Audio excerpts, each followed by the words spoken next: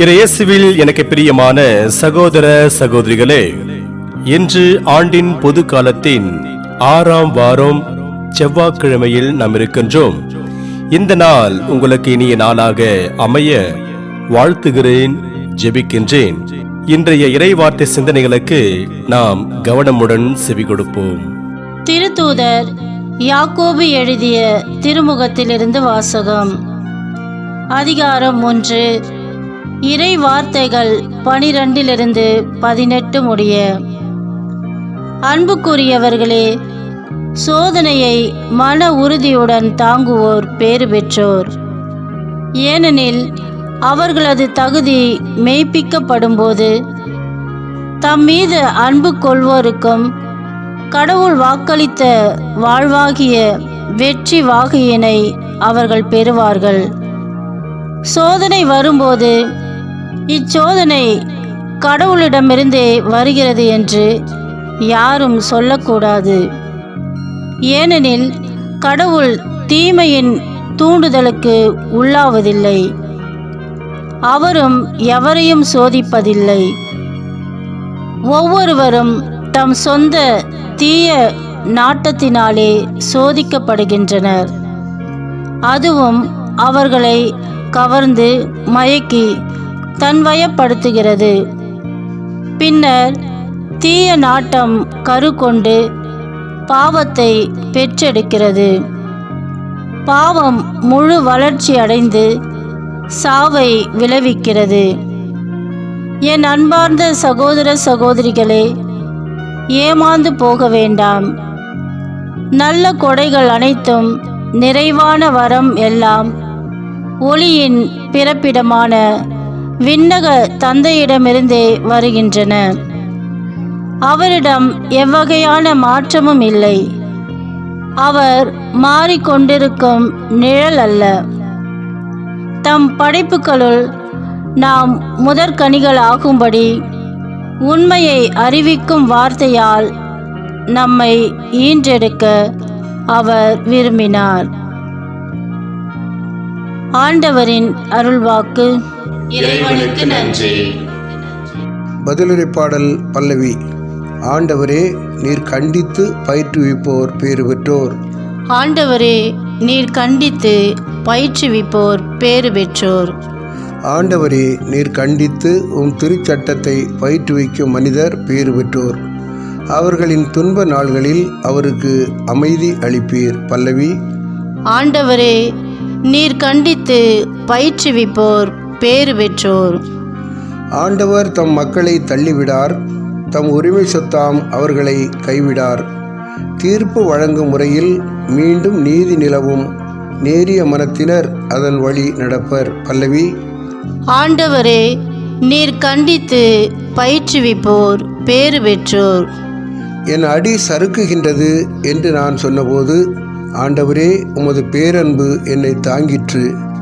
என் மனத்தில் கவலைகள் பெருகும்போது என் உள்ளத்தை உமது ஆறுதல் மகிழ்விக்கின்றது. பல்லவி. ஆண்டவரே, நீர் கண்டித்து பயிற்றுவிப்போர் பேறு பெற்றோர்.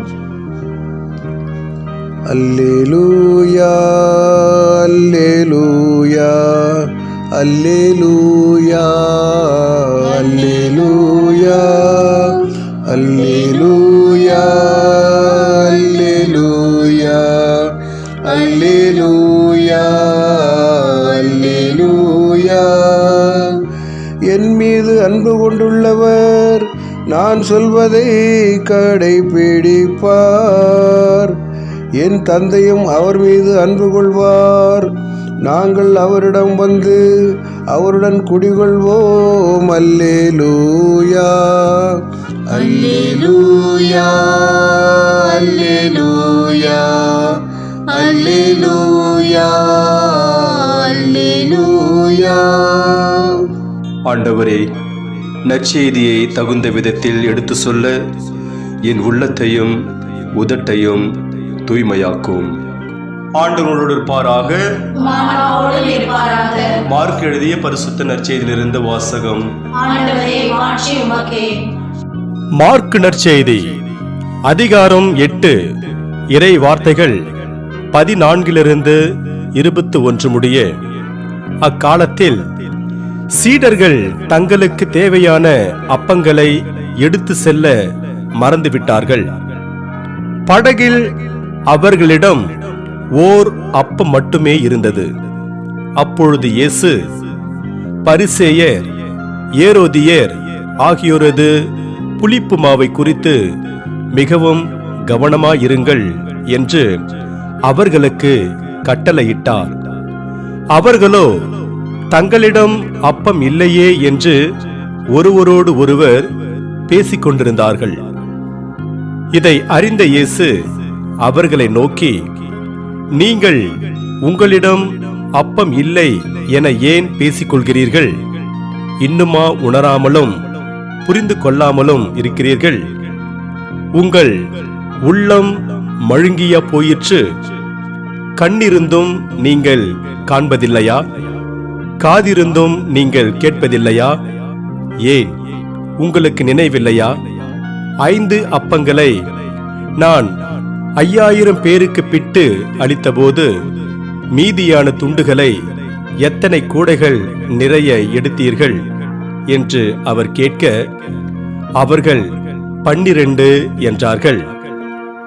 7 அப்பங்களை நான் 4000 பேருக்கு பிட்டு அளித்தபோது மீதி துண்டுகளை எத்தனை கூடைகள் நிறைய எடுத்தீர்கள் என்று கேட்க, அவர்கள் 7 என்றார்கள். மேலும் அவர் அவர்களை நோக்கி, இன்னும் உங்களுக்கு புரியவில்லையா என்று கேட்டார். ஆண்டவரின் அருள்வாக்கு. கிறிஸ்துவே உமக்கு புகழ். நற்செய்தி வாக்கினால் என்னுடைய பாவங்கள் அகல்வதாக. ஆமென். சோதனையை மன உறுதியுடன் தாங்குவோர் பேறு பெற்றோர். இயேசுவில் எனக்கு பிரியமான சகோதர சகோதரிகளே, 10ஆம் வகுப்பு படித்துக் கொண்டிருந்த ஜோ என்ற மாணவன், அவனுக்கு கணிதம் நன்றாக வரும், ஆனால் ஆங்கிலம் அந்த அளவுக்கு வராது. அதனால் ஆங்கிலத்தில் மிகவும் குறைவான மதிப்பெண்களையே பெற்று வந்தான். சில நேரங்களில் அவன் ஆங்கில தேர்வில் தோல்வியையும் அடைந்தான். ஒரு நாள் அவனுடைய வகுப்பில் ஆங்கில தேர்வு நடைபெற்றது. தேர்விற்கு ஜோ நன்றாக படித்து வந்திருந்தாலும் தேர்வு நேரத்தில் அவனுக்கு எதுவுமே ஞாபகம் வரவில்லை. இதற்கு நடுவில் அவனுக்கு பக்கத்து இருக்கையில் அமர்ந்திருந்த அவனுடைய நெருங்கிய நண்பன் மில்டன் தேர்வினை நன்றாக எழுதுவதை அவன் பார்த்து கொண்டிருந்தான்.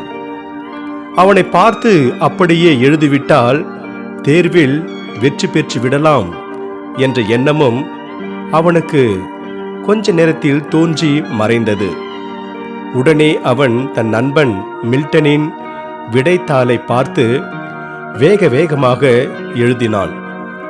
அதை ஜோவின் வகுப்பு ஆசிரியர் பார்த்து கொண்டுதான் இருந்தார். ஆனாலும் ஜோவின் நேர்மை அவருக்கு நன்றாக தெரியும் என்பதால் எதுவும் செய்யாமல் அமைதியாக இருந்தார். தேர்வுக்கான நேரம் முடிந்ததும் வகுப்பு ஆசிரியர் எல்லாரிடமிருந்தும் விடைத்தாளை வாங்கிக் கொண்டிருந்தார். அவர் ஜோவிடம் வந்தபோது அவன் தனது விடைத்தாளை 2ஆக கிழித்து வைத்திருந்தான். ஜோ, உனக்கு என்ன ஆயிற்று என்று வகுப்பு ஆசிரியர் அவனிடம் கேட்டபோது அவன் அழுது கொண்டே, தேர்வில் நான் பார்த்து எழுதிவிட்டேன், அதனால் மனசாட்சி உறுத்தியதால் அதை கிழித்து விட்டேன் என்றான்.